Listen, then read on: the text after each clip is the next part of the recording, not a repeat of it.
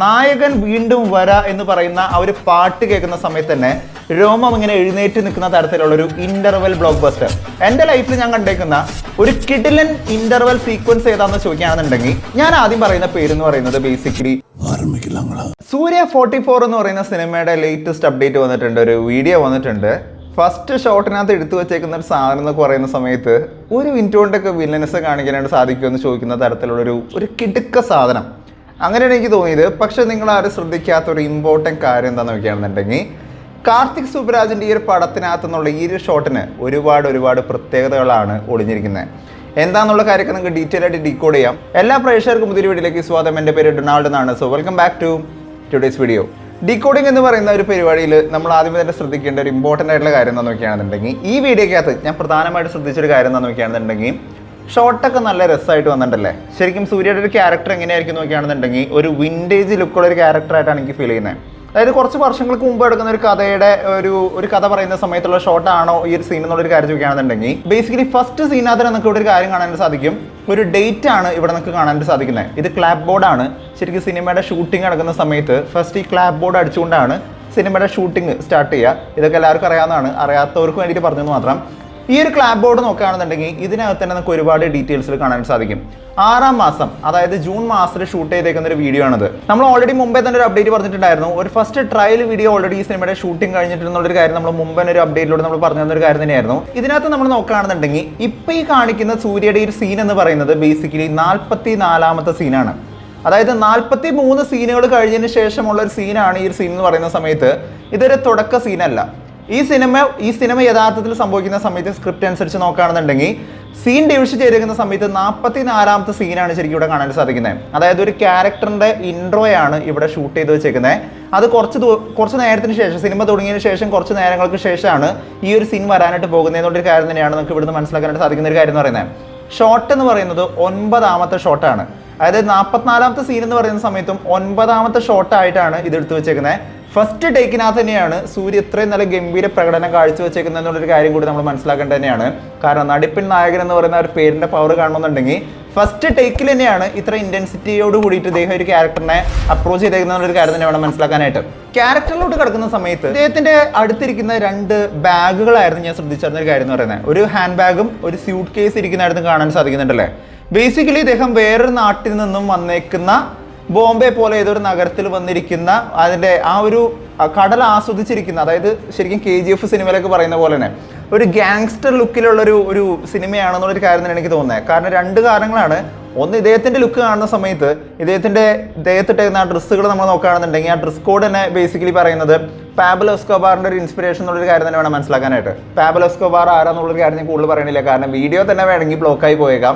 ആ ലെവലിൽ നിൽക്കുന്ന ഒരു അന്താരാഷ്ട്ര ഇന്റർനാഷണൽ ഡോൺ എന്ന് പറയാം, അല്ലെങ്കിൽ കൊക്കെയിൻ കിങ് എന്ന് പറയാം. ഇങ്ങനെ പല രീതിക്ക് അറിയപ്പെടുന്ന ഒരു വ്യക്തിയാണ് പാബ്ലോ എസ്കോബാർ എന്ന് പറയുന്നത്. അദ്ദേഹത്തിൻ്റെ ഡ്രസ് കോഡിനെ ഇൻസ്പയർ ചെയ്തുകൊണ്ട് തന്നെയാണ് ഈ ഒരു ഡ്രസ് കോഡ് നമുക്ക് കാണാൻ സാധിക്കുന്നത്. ആൻഡ് ഇദ്ദേഹത്തിൻ്റെ ലുക്കും മറ്റും കാണുന്ന സമയത്തും ഇദ്ദേഹം വേറൊരു നാട്ടിൽ നിന്നും ഈ ഒരു നാട്ടിലോട്ട് വന്നേക്കുന്ന ഒരു പഴയകാല ഡോണിൻ്റെ കഥ പറയുന്ന ഒരു സിനിമയാണ് ഈ സിനിമ എന്നുള്ളൊരു കാര്യം തന്നെയാണ് എനിക്ക് ഈ ഒരു ഷോട്ടിൽ നിന്ന് മനസ്സിലാക്കാൻ പറ്റുന്ന ഒരു കാര്യം എന്ന് പറയുന്നത്. സിനിമയുടെ ഫസ്റ്റ് ഷോട്ട് മാത്രമേ വന്നിട്ടുള്ളൂ.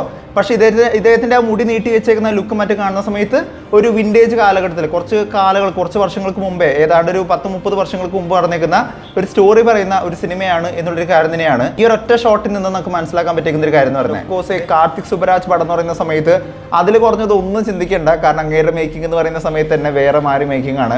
LCU ഈ പേര് പറയുന്ന സമയത്ത് തന്നെ ചെറിയ രോമാഞ്ചം വന്നവർ താഴെ ഒന്ന് കമോൺ. അത്രയും പറഞ്ഞാൽ മതി. സിനിമയുടെ ഹൈപ്പ് എന്ന് പറയുന്നത് വേറെ മാറി ആയിരിക്കും. സിനിമ മിനിമം 500 കോടി അടിക്കുന്നുള്ള കാര്യത്തിലുള്ള ഒരു കോൺഫിഡൻസ് വരുന്നൊരു വാക്ക് തന്നെയാണ് LCU എന്ന് പറയുന്ന ഒരു യൂണിവേഴ്സ് എന്ന് പറയുന്നത്.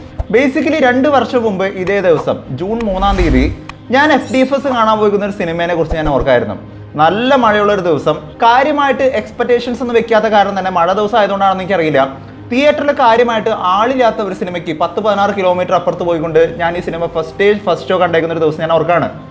തമിഴ്നാട്ടിൽ ഒരു കാലത്ത് ഏറ്റവും വലിയ സൂപ്പർ സ്റ്റാർ ആയിരുന്ന, അതായത് രജനികാന്ത് വേഴ്സസ് കമൽ ഹാസൻ എന്ന് പറയുന്ന 2 സൂപ്പർ സ്റ്റാർഡങ്ങൾ ഉണ്ടായിരുന്ന കാലത്ത് നിന്ന് പിന്നീട് 2021 ഒരു കാലയളവ് നമ്മൾ നോക്കുകയാണെന്നുണ്ടെങ്കിൽ ടയർ 1, ടയർ 2 ആൻഡ് ടയർ 3 എന്ന് പറയുന്ന ആക്ടേഴ്സിന്റെ ലിസ്റ്റ് നമ്മൾ നോക്കുന്ന സമയത്ത് തിയേറ്റർ ഓണേഴ്സിന്റെ ലിസ്റ്റിനകത്ത് പോലും എത്തിപ്പെടാൻ പറ്റാതിരുന്ന ഒരു സൂപ്പർ സ്റ്റാർ ഉണ്ടായിരുന്നു തമിഴ്നാട്ടിൽ. Once upon a time there lived a ghost എന്ന് പറഞ്ഞിരിക്കുന്ന പോലെ തമിഴ്നാട്ടിൽ അതുവരെ ഹയസ്റ്റ് ഗ്രോസർ ആയിട്ട് നിന്നിരുന്ന ബാഹുബലി 2 എന്ന് പറയുന്ന സിനിമയുടെ ബ്രഹ്മാണ്ഡ സിനിമയുടെ റെക്കോർഡ് തകർത്തുകൊണ്ട് തമിഴ്നാട്ടിലെ ഹയസ്റ്റ് ഗ്രോസർ സിനിമയായിട്ട് മാറിയിരിക്കുന്ന ഉലക നായകന്റെ കംബാക്ക്, നായകൻ വീണ്ടും വരാ എന്ന് പറയുന്ന ആ ഒരു പാട്ട് കേൾക്കുന്ന സമയത്ത് തന്നെ രോമം ഇങ്ങനെ എഴുന്നേറ്റ് നിൽക്കുന്ന തരത്തിലുള്ള ഒരു ഇന്റർവെൽ ബ്ലോക്ക് ബസ്റ്റർ. എൻ്റെ ലൈഫിൽ ഞാൻ കണ്ടേക്കുന്ന ഒരു കിഡിലൻ ഇന്റർവെൽ സീക്വൻസ് ഏതാണെന്ന് ചോദിക്കുകയാണെന്നുണ്ടെങ്കിൽ ഞാൻ ആദ്യം പറയുന്ന പേരെന്ന് പറയുന്നത് ബേസിക്കലി വിക്രം തന്നെയായിരിക്കും. കാരണം ഒരുപാട് സിനിമകൾ അതിന് മുമ്പ് വന്നിട്ടുണ്ട്.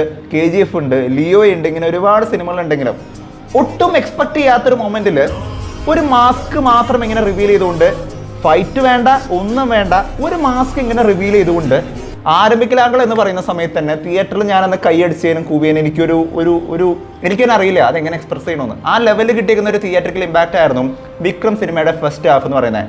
രണ്ടാം ഭാഗത്തിലൊട്ടുന്ന സമയത്ത് സാധാരണ ലോകേഷ് കനകരാജിന്റെ ചില സിനിമയോട് സംഭവിച്ചേക്കുന്ന പോലെ ചെറിയൊരു ഡിപ്പ് അല്ലെങ്കിൽ ചില ആൾക്കാർക്ക് ഇഷ്ടപ്പെടാത്ത ഒരുപാട് എലമെന്റുകളൊക്കെ സംഭവിച്ചേക്കാമെന്ന് വിചാരിച്ചേക്കുന്ന ഒരു സമയത്ത് പോലും രണ്ടാം ഭാഗത്തും നല്ല വ്യക്തമായിട്ടുള്ള സ്ക്രിപ്റ്റിംഗ് മറ്റു വെച്ചുകൊണ്ട് ക്ലൈമാക്സിനകത്ത് ഒരു വെടിച്ചിൽ ഐറ്റം വെച്ചുകൊണ്ട് തിയേറ്റർ തകർത്തേക്കുന്ന ഒരു ഐറ്റം തന്നെയായിരുന്നു വിക്രത്തിന്റെ അവസാനത്തെ സീൻ എന്ന് പറയുന്നത്. ഗൺ വെച്ചുകൊണ്ട് എന്തൊക്കെ ചെയ്യാമെന്ന് കാണിച്ചു തന്നേക്കുന്ന ഒരാളാണ് ശരിക്കും ലോകേഷ് കനകരാജ് എന്നുണ്ടെങ്കിൽ. അതായത് കൈദി സിനിമയ്ക്കകത്ത് മെഷീൻ ഗൺ വെച്ചുകൊണ്ട് നല്ലൊരു കിടിലൻ ഫയറിംഗ് ചെയ്തേക്കുന്ന സീനൊക്കെ നമ്മൾ ഓൾറെഡി കണ്ടേക്കുന്നത് തന്നെയാണ്.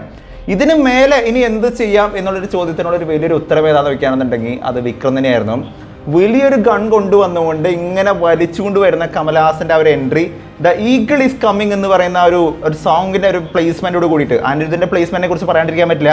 അനിരുദ്ധിന്റെ മ്യൂസിക് കമ്പോസിഷനിൽ one of the best finest composition തന്നെയായിരുന്നു വിക്രം എന്ന് പറയുന്ന ഒരു സിനിമ എന്ന് പറയുന്നത്. ഈ മ്യൂസിക്കോട് കൂടിയിട്ട് ഫഹദ് ഇങ്ങനെ തിരിഞ്ഞു നോക്കുന്ന സമയത്ത് കമലഹാസൻ, ഉലകനായക കമലഹാസൻ ആണ്ടവർ ഇങ്ങനെ ആ ഒരു ഗണ്ണ് ഇങ്ങനെ പിടിച്ച് വലിച്ചു കൊണ്ടുവന്നുകൊണ്ട് ഈ ഗണ്ണ് വെച്ചൊരു ഫയറിംഗ് ഉണ്ട്. CGI മറ്റൊക്കെ യൂസ് ചെയ്തിട്ടുണ്ട്, VFX ഉണ്ട്, ഇല്ല എന്നല്ല ഞാൻ പറയുന്നത്. പക്ഷേ തിയേറ്ററിൽ അത് കിട്ടിയേക്കുന്ന ആ ഒരു സീൻ വന്നേക്കുന്ന സമയത്ത് കിട്ടിയേക്കുന്ന ഒരു ഇമ്പാക്ട് എന്ന് പറയുന്നത് വേറെ മാറി ഇമ്പാക്റ്റ് ആയിരുന്നു. അതാണ് ആ ഒരു സിനിമയുടെ പ്രത്യേകത എന്ന് പറയുന്നത്. തുടർന്ന് ഇതുവരെ നമ്മളൊരു ഇന്ത്യൻ സിനിമയിൽ കണ്ടുവരാത്ത ഒരു എൻഡ് ക്രെഡിറ്റ് സീൻ അല്ലെങ്കിൽ ഒരു പോസ്റ്റ് ക്രെഡിറ്റ് സീൻ എന്ന് പറയുന്ന ഒരു പരിപാടി കൊണ്ടുവന്നുകൊണ്ട് നമുക്കും ഉണ്ടടാ ഒരു യൂണിവേഴ്സ് എന്ന് കാണിക്കുന്ന തരത്തിൽ കൈദി സിനിമയായിട്ട് ഒരു കണക്ഷൻ വെച്ചുകൊണ്ട് LCU എന്ന് പറയുന്ന പുതിയൊരു കോൺസെപ്റ്റ് കൂടി അങ്ങ് സ്റ്റാർട്ട് ചെയ്തു. LCU എന്ന് പറയുന്ന സിനിമയ്ക്കകത്ത് ഏറ്റവും ബെസ്റ്റ് വില്ലൻ ആരാന്ന് ചോദിക്കുകയാണെന്നുണ്ടെങ്കിൽ അതിനൊരു ഉത്തരേ ഉള്ളൂ, ഒരേ ഒരു ഉത്തരേ ഉള്ളൂ, അത് സാക്ഷാൽ റോളക്സ് തന്നെയാണ്. വെറും 5 മിനിറ്റ് കൊണ്ട് തിയേറ്റർ ആഞ്ഞടിച്ച് കുലുക്കിയേക്കുന്ന ഒരു ഐറ്റം തന്നെയായിരുന്നു റോളക്സ് എന്ന് പറയുന്നത്. വെറും 5 മിനിറ്റ് കൊണ്ട് ആ ബ്ലഡ് വെച്ചുകൊണ്ടുള്ള ഒരു സീൻ, ആ തല അറുത്ത് കൊണ്ടുള്ള സീൻ എന്ന് പറയുന്നത് തിയേറ്ററിൽ വേറെ മാരിയായിരുന്നു എന്നുള്ളൊരു കാര്യം തന്നെ വേണം പറയാനായിട്ട്. ഒരു വട്ടം കഴിഞ്ഞ് പിറ്റേ ദിവസം ഞാൻ 2 വട്ടം പോയി കണ്ടേക്കുന്ന സമയത്ത് പോലും ഈ സിനിമയുടെ ഒരു ആസ്വാദന ലെവൽ എന്ന് പറയുന്നത് ഒരിക്കലും താഴ്ത്തോട്ടേക്ക് പോയിരുന്നില്ല. ഇന്നും one of the finest cinema എന്ന് പറഞ്ഞ് നമുക്ക് കാണാൻ പറ്റുന്ന ഒരു സിനിമ തന്നെയാണ് ലോകേഷ് കനകരാജിന്റെ LCU യൂണിവേഴ്സിൽ വരുന്ന വിക്രം എന്ന് പറയുന്ന സിനിമ എന്ന് പറയുന്നത്. സിനിമ ഇറങ്ങിയിട്ട് 2 വർഷമായി കാണും. ഇതിനിടയ്ക്ക് എന്തൊക്കെ സംഭവിച്ചെന്ന് ചോദിക്കുകയാണെന്നുണ്ടെങ്കിൽ ലോകേഷ് കനകരാജ് 10-50 കോടി മേടിക്കുന്ന വലിയൊരു ഇന്ത്യയിൽ തന്നെ one of the most wanted ഡയറക്ടറായിട്ട് മാറി. അദ്ദേഹത്തിന്റെ ലിയോ എന്ന് പറയുന്ന സിനിമ ഇറങ്ങി. ലിയോ സ്റ്റാൻഡ് അലോൺ ആണോ അത് യൂണിവേഴ്സ് സിനിമയാണോ എന്നുള്ളൊരു കാര്യത്തിനുള്ള ഒരു ചോദ്യത്തിനുള്ള ഒരു ഉത്തരം കൂടി വന്നു. നീണ്ട നാളത്തെ കാത്തിരിപ്പിന് ശേഷം ലിയോ സിനിമ വന്നിരിക്കുന്ന സമയത്ത് ഈ സിനിമയും ലിയോ സിനിമയും ഈ ഒരു യൂണിവേഴ്സിന്റെ ഭാഗമാണ് എന്നുള്ളൊരു കാര്യം നമുക്ക് മനസ്സിലാക്കാനായിട്ട് പറ്റി. അങ്ങനെ ഇപ്പോൾ ലേറ്റസ്റ്റ് ആയിട്ടുള്ള ഒരു അപ്ഡേറ്റ് കൂടി വന്നേക്കാണ്. അതാണ് LCU ഷോർട്ട് ഫിലിം എന്ന് പറയുന്ന പുതിയൊരു പരിപാടി. LCU ഷോർട്ട് ഫിലിം എന്ന് പറയുന്നത് സാധാരണ എല്ലാവരും ഷോർട്ട് ഫിലിം ചെയ്തുകൊണ്ട് സിനിമ ചെയ്യാനായിട്ട് പോകുന്നുണ്ടെങ്കിൽ ഇവിടെ സിനിമ ചെയ്തതിന് ശേഷം ഷോർട്ട് ഫിലിം വെച്ചുകൊണ്ടാണ് ലോകേഷ് കനകരാജ് വേറെ ലെവലായി മാറുന്നത്. ചാപ്റ്റർ O എന്ന് പറയുന്ന ഒരു ഷോർട്ട് ഫിലിമായിട്ട് ലോകേഷ് കനകരാജ് വരാനായിട്ട് പോവാണ്. 20 ദിവസത്തെ ഷൂട്ടിങ്ങോട് കൂടിയിട്ട് ഒരു ഷോർട്ട് ഫിലിം ഓൾറെഡി സെറ്റാക്കി വെച്ചിട്ടുണ്ട്. എപ്പോൾ വേണമെങ്കിലും പുറത്തിറക്കാമെന്നുള്ളൊരു കാര്യം തന്നെയാണ് നിങ്ങൾക്ക് മനസ്സിലാക്കാനായിട്ട് വരുന്നത്. എനിവേസ് നിങ്ങളുടെ ഏറ്റവും പ്രിയപ്പെട്ട LCU സിനിമ ഏതാണെന്നുള്ളൊരു കാര്യം നിങ്ങളോട് ചോദിക്കുകയാണ്. ഒപ്പം തന്നെ സൂര്യ 44 എന്ന് പറയുന്ന കാർത്തിക് സുബരാജ് പടമാണ്. അതുകൂടി ഞാൻ പറയാണ്, കാർത്തിക് സുബരാജ് പടം. അതായത് പേട്ട എന്ന് പറയുന്ന സിനിമ കാണുന്ന സമയത്ത് തന്നെ അങ്ങേക്ക് പണി അറിയാമെന്നുള്ളൊരു കാര്യത്തിൽ വേറെ തർക്കമൊന്നുമില്ല. മഹാൻ സിനിമ കണ്ടേക്കുന്ന സമയത്തും ഞാൻ പേഴ്സണലി അദ്ദേഹത്തിൻ്റെ വലിയൊരു ഫാനാണ്. ക്യാരക്ടേഴ്സിനെ കൊണ്ടുവരുന്നതിലും അദ്ദേഹത്തിന് ഒരു പ്രത്യേക ഒരു സ്വാഗ് ഉണ്ട്. സോ ഈ ഒരു സിനിമയ്ക്കകത്ത് സൂര്യയുടെ ഒരു ഗെറ്റപ്പ് എന്ന് പറയുന്ന സമയത്ത് ഭയങ്കരமான പ്രതീക്ഷകൾ തന്നെയാണ്. പോരാത്തതിന് റോളക്സ് പോലെ ക്യാരക്ടേഴ്സ് ചെയ്തിരിക്കുന്ന ഒരു സൂര്യയുടെ ഒരു എൻട്രി കാണാനായിട്ട് ഞാൻ ബേസിക്കലി ഭയങ്കരമായിട്ട് വെയിറ്റിംഗ് ആണ്. എന്താണ് നിങ്ങളുടെ അഭിപ്രായം എന്നുള്ളൊരു കാര്യം താഴെ നിന്ന് കമന്റ് ചെയ്യുക. വീഡിയോ ഇഷ്ടപ്പെട്ടെങ്കിൽ വീഡിയോ ലൈക്ക് ചെയ്യുക, വീഡിയോ മാക്സിമം പേലോട് ഷെയർ ചെയ്യുക, ചാനൽ ഇഷ്ടപ്പെടുന്നുണ്ടെങ്കിൽ സബ്സ്ക്രൈബ് ചെയ്ത കാര്യം വെച്ചിരിക്കുക. തൊട്ടടുത്തുള്ള ബെല്ലൈക്കൺ കൂടി അമർത്തിക്കുകയാണെന്നുണ്ടെങ്കിൽ ലേറ്റസ്റ്റ് ആയിട്ട് വരുന്ന വീഡിയോയുടെ അപ്ഡേറ്റുകളെല്ലാം കൂടി ലഭിക്കുന്നതായിരിക്കും. മറ്റൊരു വീഡിയോ ആയിട്ട് വീണ്ടും വരുന്നവരെ ഇറ്റ്സ് മീ ടു നാൾസ് പ്രസൻസിങ് ഔട്ട്. ബൈ.